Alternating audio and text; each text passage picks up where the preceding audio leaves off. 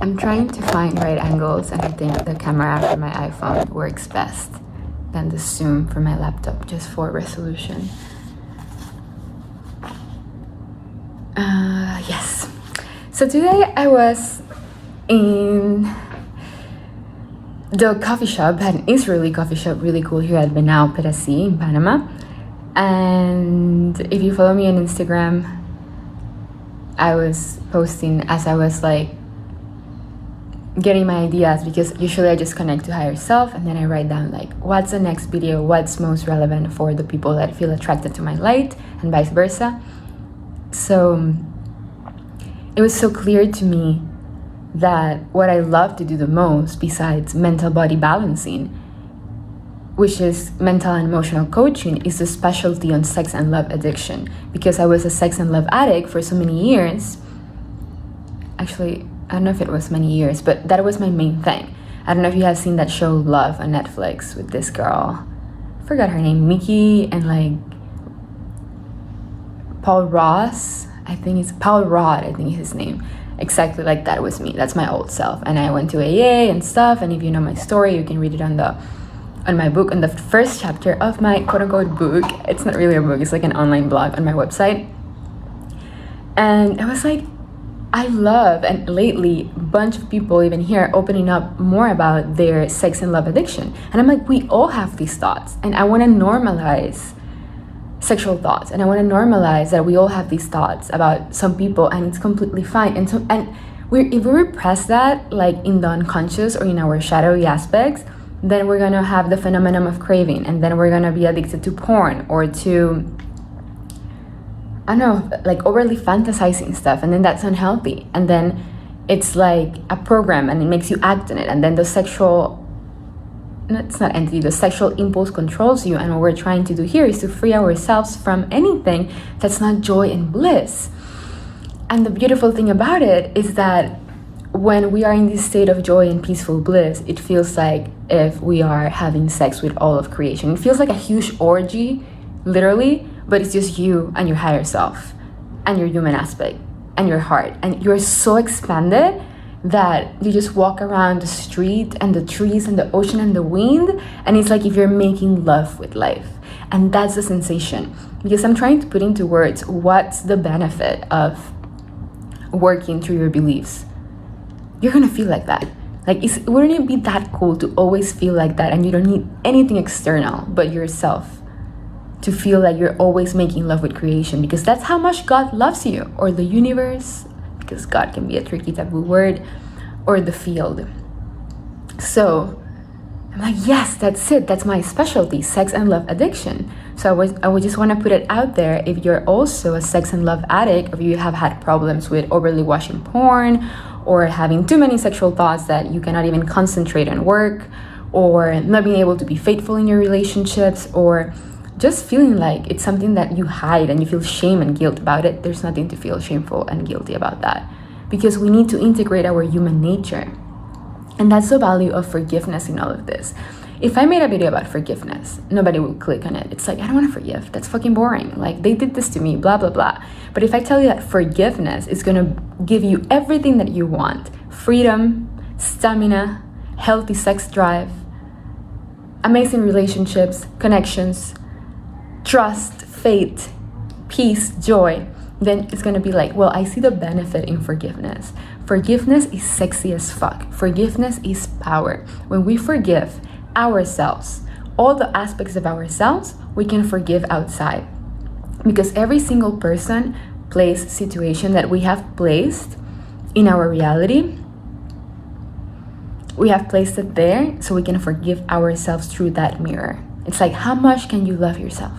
Really? Just like, wherever you are right now, ask yourself that question. Whichever person you judge in your reality, even if it's really subtle and you look at the person, you have a subtle judgment, or even you think about, what part of myself am I neglecting? Because when we accept all of our aspects, even the shadowy ones and the ones that we're like, we're not gonna tell this secret to anyone, then we can be in love with life. And then you will feel like you're making love to all creation just by breathing, because it's like, you don't have leakages of energy. Every time you have a judgment, a resentment thought, a thought of comparison, jealousy, or shame or guilt, you are giving away your life force, your power, your stamina, your sexual drive, your heart energy, your divine energy into that thought form. So you're depleting yourself. And when you're integrated and you have no shame, no guilt, nothing to hide from anyone or anything, because everybody's just an extension of you, and you know that fearlessly, then we can integrate all of that love that you have for yourself. And when you have a thought about manifesting something, it comes like this. Like, lately I think about something and it just appears. And I'm just like, what else is possible? How can I get better? And I'm like, the more I heal, the more I integrate, the more I accept all aspects of myself, then the easier it is to manifest. So if I tell you that forgiveness is going to give you everything that you want, would you be motivated to forgive? I had to forgive because I was in fucking pain. It was awful, like so much pain. I'm like, okay, I need to forgive because I can't even breathe. Like when we don't forgive, we clog our chakras and our light bodies, and then like the life force cannot pass, and we're depleted and drained, and it's like, so it's gonna make you look radiant and shiny, and you will need to overcompensate by trying to accomplish so many things, or prove to yourself that you're worthy, or make this amount of money, or finish this company, or conquer that woman, or have an awesome threesome, like whatever it is, your thoughts. You don't need to overcompensate with anything, because you by yourself are enough. And when you truly embody that enoughness, you will not need anything external. And then anything that you choose to do outside of being with yourself and feeling peaceful would be just enjoying life on earth. Oh, you want to have a glass of wine? Wonderful. You want to make love to your lover? Wonderful. You do want to have that threesome? Go have it. Wonderful. You do want to open a company? Go do it. You do want to enjoy that steak or that vegan dish? Go enjoy it. But then you do everything for that space of, I enjoy it. And I'm not doing it to escape, to distract, or to overcompensate. I'm doing it because I'm just enjoying myself. And then it comes back to balancing your field. To have a complete balance between our lower aspect, our warrior aspect, our magician, and our king. I read that book. It's a really good book. King, Lover, Warrior, Magician. Yes, it's the archetypes of the masculine psyche, but mature masculine psyche. But it's also for women. It's like we all have the masculine and the feminine, and part of my calling is the balancing of both in an infinity loop. So we need to have a little bit of all these aspects, because when we have everything in balance, then we find true fulfillment. If we are overly being the warrior, then we will be overly working, overly wanting to accomplish things. If we're overly being the lover, we would be enjoying too much, but not creating as much. If we're too much of the magician, then we're going to be all the day fantasizing and visualizing, and I'm going to manifest this and that, but then we don't have enough warrior to take our plans into action. Or if we have too much of the king energy, then we can become a tyrant. Like, oh, I deserve everything just because I am. You do, but you cannot only say that and then become a service to self entity, and then it's like everybody do everything for me, like from that high horse. No, it's like the king needs to be balanced with love for everyone and everything, with magic so you can have clear vision, and with warrior energy so you take your plans into action. And what does this has to do with sex, love addiction, and forgiveness? Because sex and love addiction comes from an unbalance of the lover energy. And if we have that unbalance, which I had for so many, I don't know, which I had for a while, then how could I have focused my energies on warriorship, or on magician, or on king/queen, same thing. So we need to know where we have these quote-unquote leakages of energy, to know where do we need to balance and be single focused into what is that we want to create and accomplish and enjoy, because we're here to enjoy. And when we don't forgive, we're also leaking our energy, so we don't have clarity. It's like trying to work towards a goal. Let's say that you want to build a house for yourself, or you want to marry this woman you're super in love with, and then you want to marry this woman, but you haven't forgiven your ex-wife, or your mom or something. That's the root of it. It's always your mom or your dad.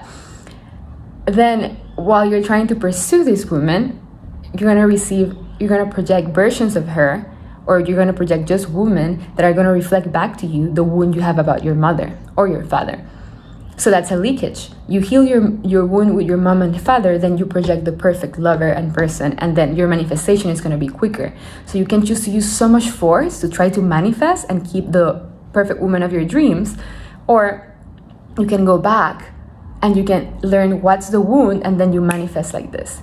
So I'm like, fuck, people won't want to do this if all they hear is like they have to work on their inner beliefs. I'm going to tell you the benefit. You can manifest the woman of your dreams. You can manifest your dream career. You can manifest an epic sex life that's healthy and not unbalanced.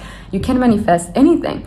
But as we vibrate in the frequency of 540, which is unconditional love by David R. Hawkins, and higher, he says like 580 ecstasy integrated, we live in the field of miracles. We think about something, cheese, somebody comes and says, do you want cheese? We think about anything, the person calls us right away, and then we have to choose yes and no, because we have all these opportunities and we're so abundant. But to be in that space, which is our true nature and everybody's birthright, we need to forgive.